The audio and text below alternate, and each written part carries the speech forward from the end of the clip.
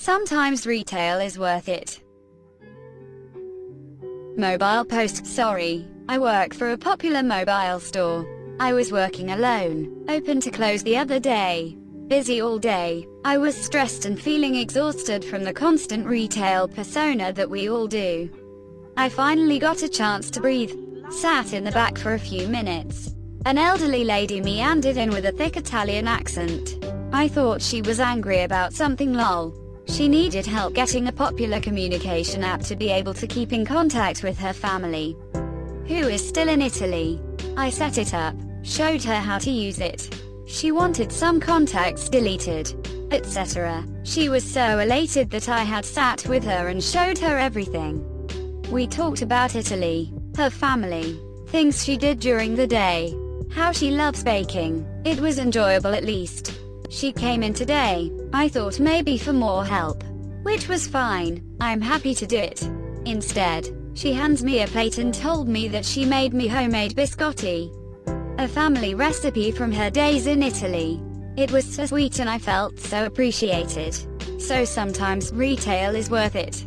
And yes, the biscotti is perfect and delicious. So, I ruined someone with a stolen check today. Quick flashback to Saturday. I'm making a cash pickup from the tills and there's a check in the till DR on a bank that closed 15 years ago after being bought out by another bank. I showed it to the cashiers and told them about it. Our store director went to high school with the person the checks belonged to and confirmed they were stolen. Back to Monday. There's a customer with a couple of large buggies. She pulls out one of the exact same set of checks and starts writing it out for $380. One of the cashiers I had shown the check to comes running to the office with the check. "Mom, I can't take this check." "Why not?" "Well, to start with, Superior Federal has been closed since 2005. This check isn't any good. It's my daughter's check. There's a Superior Federal still in El Dorado." "No, Mom. The Superior Bank in El Dorado wasn't a part of this chain when it was open. And it's actually a credit union. This check clearly says Federal Bank in Malvern. Also, it's not your daughter's check. This check is stolen. I know the person these belong to. I had an account with Superior Federal when it was open. They were a really good bank. So I know a bit more than a normal person would." "Well, I never. It doesn't matter. I cannot and I will not take this check for this purchase."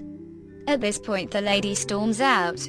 And she and the woman with her head for different vehicles.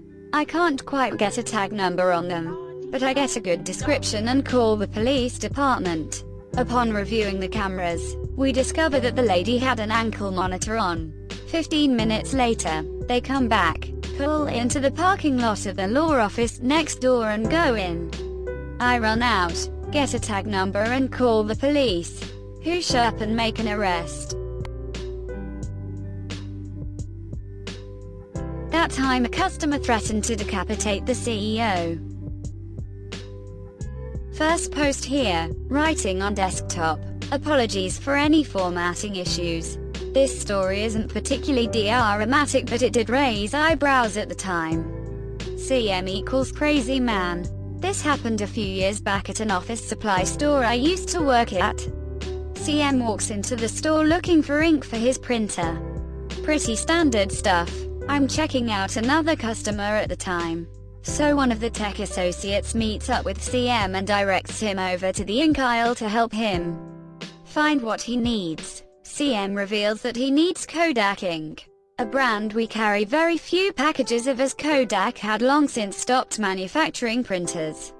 While we do help customers find the ink they need for older printers, we also suggest that they consider purchasing a new one. From what the tech guy told me, CM angrily refused to retire their ancient printer, all while complaining about the price of the Kodak ink we presented him. Despite the fact that we also gave him suggestions on more economical and newer models, CM comes up to my register and I check him out. He continues to whine about the cost, which gradually turns into a wild rant about how we should instigate a civil war over ink prices. After the transaction is completed, CMDR drops a bombshell quote. Your company's CEO better lower the prices, or we'll lower their head. We, presumably referring to his imaginary resistance group that he plans to assemble in order to storm the company headquarters. It should be noted that CM did not make any direct threats against me or other employees who were on duty. Not the most exciting story, but it did give me a much-needed laugh among the stress I had to deal with on a regular basis back in retail. I want the original price worth of value. Quote. The other day, I had a couple of middle-aged women that came in for a return, claiming their phone screen protector was defective and that they'd purchased it earlier that day. They installed it themselves, but there's a strange adhesive that's DRIED and fixed to the plastic. Definitely not their fault. It's a cheap protector marked down from $40 to $10 on clearance. Not a big deal. It's an easy replacement. Sure, I say, it's defective, we'll return or exchange it for you. Thank you, woman replies. Are we able to swap it for one of the $40 ones? We can get you one of those. So I select the appropriate glass protector and ring it in at the till. $30 plus taxes is the difference. No, that's wrong, she decrees. That's not what I'm paying, is it? That's correct. $40 minus $10 equals $30. That's how much you owe. Woman A. But the one I purchased is regularly priced at $40. You should give me that value for the protector back. Me. Did you pay $40 for the screen protector?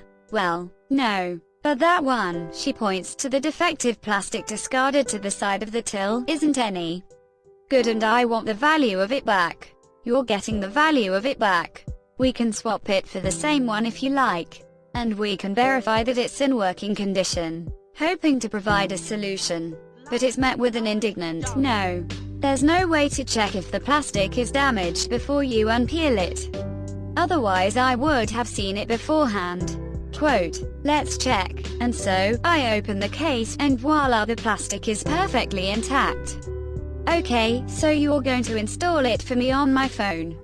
Sure, it's a $15 charge for us to install it. We're happy to do it for you. But it's $0 for me because I'm such a great customer. She was, in fact, not a great customer. Nope, I can swap the protector or I can refund you the money. I want to speak to your manager. Sure, I'm the senior employee in our electronics department. What do you want to speak about? The management for this department won't be in until tomorrow. The management on duty are from different areas, and they will tell you the same thing. I can offer you a refund for your screen case or exchange of the value you paid. But I'm not giving you $55 worth of product for free when you've only spent $10 here. Is there a store manager I can talk to? Let me call over Ms. Manager, she's management. After a minute, Ms. Manager comes over to speak with the customer. Woman A. Hi, you're the manager. This man has been presenting himself as management and he is refusing to help me. I wanted to exchange this phone screen and he's not giving me the value of it back. Ms. Manager, well, he knows more about this than I do. What did you say? I repeat the same thing I've been saying for the last 5 minutes. We can refund your money or you can put the $10 towards a different screen protector. Ms. Manager, that sounds reasonable to me. Which option would you like? Woman A. This is unbelievable. Your other locations don't treat me this poorly. I want the value of my case. It's $40. Me. We're offering you the value back. You pay $10. You get $10. Just because it's on clearance doesn't mean you get the original price back. Woman B. Come on, let's just take our business to redacted. They at least know how customer service works. Woman A agrees and the pair leave. Without returning their screen protector they'd spent 20 minutes arguing about me. Okay, have a nice day. Quote. Just print my coupons. My store is several kinds of screwed up. We're supposed to have a coupon center where you can scan your card and it'll print out a bunch of coupons based on stuff you bought in the past that you might buy again. But both of ours broke 6 months ago, and they have not been repaired or replaced. I'm not sure if it's my boss not telling corporate about the issue because it'll make him look bad, or if it's corporate being cheap penny pinching schmucks. It could honestly go either way. A customer comes in and wants to know where our coupon center is so she can print out a $4 coupon that corporate issued to her account. I inform her of the bad news. Obviously she's not happy. I just DR over here from and all that. She wants me to print out her coupons at the register. I tell her I can't. That I literally do not have that function on this or any register. She bitches some more and confirms with me that yes, if she buys something the register will print out coupons for her. She tells me when she gets her $4 coupon, which at this point I'm doubting is going to print, that she's going to use it to buy a $5 bag of trail mix that she phoned the store about earlier. So, she buys a $2 snack bag of trail mix, and to my surprise, it prints out a $4 coupon for her. But now she wants me to take the $2 snack bag of trail mix back and to just give her money back. Okay then, I have to do a return. But no, she doesn't want me to do a return because as she tells me, corporate limits the number of returns you can do. I already know this because of drug addicts fishing for receipts from the trash, taking an item on the receipt of the shelf and returning it to us. And she doesn't want to do the return with no receipt because she doesn't want to go to all the hassle, ignoring the fact that she said that she DR over 20 minutes to use a $4 coupon on a $5 bag of trail mix. She wants the manager now. Fine, call them up. But the wrong one comes up, the bend over backwards one. She bitches at him some more and he just caves and pops the DRA were open and gives her the money. The whole reason we have to do returns is to keep inventory correct. Did I fail to mention that literally while I'm helping this lady we have an entire independent team, counting all the inventory in the entire store? We did. She leaves, it's my break time, and thankfully she's gone by the time I get back. But the receipt and her $2 trail mix are still here. And I was so tempted to just return it anyways. I don't control of policies. So I work at a popular thrift store in Canada and we have a policy where you can bring back most items within 7 days for an exchange. No returns or store credit. Just a same-day exchange. But you have to bring the receipt and the tags must be attached. Because of everything going on right now we extended it to 14 days. I'm in Ontario so we get a lot of people a day. Sometimes if the person didn't know about our policy we will make exceptions. But this is up to the supervisor and what he or she says is final. However, if a customer is rude we are 100% allowed to just refuse the return without having to call for a supervisor. I personally always call for one because I understand that mistakes happen and some people don't know. So I got a customer in a week ago. 2 pairs of pants, tags not attached, but he did have other items to exchange for. So I explained to him the policy about the tags, but that I will call for a supervisor to see if she can do anything for him. He explodes on me yelling, "How the heck am I supposed to try them on without washing them?" Quote. So I calmly explained that that is just the policy and that I could call the supervisor to help him. He's not having that. He insists that I should just do it and that he's in a hurry. That the rules were stupid and that I should just do my job. I told him that I was doing my job and that I am calling the supervisor over right now. So I page for her and she comes and accepts the exchange.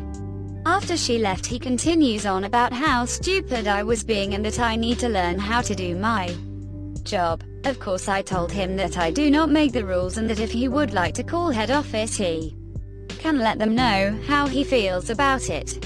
He told me no, that he was in a hurry. During all this I was doing the exchange and he now had the receipt from the transaction in his hand so he could leave at any time. Instead, he was holding up the line for probably 5 minutes just complaining. He went on about how they should train their new staff better and that just throwing me on cash on my first day was crazy. I then told him I was calling the supervisor back over so she can help him better than I could. And he freaking bolts out of the store.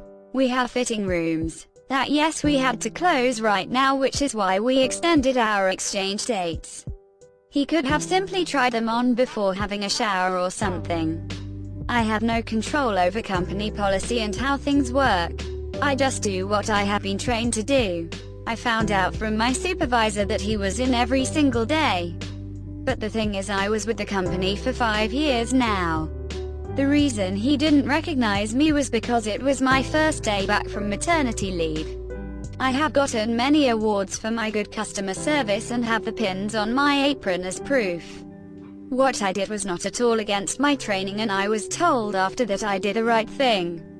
However, for some reason this guy triggered a panic attack after he left the store, and I had to be sent home early as I was in no shape to keep working with the public. I can handle bad customers, but apparently not on this day.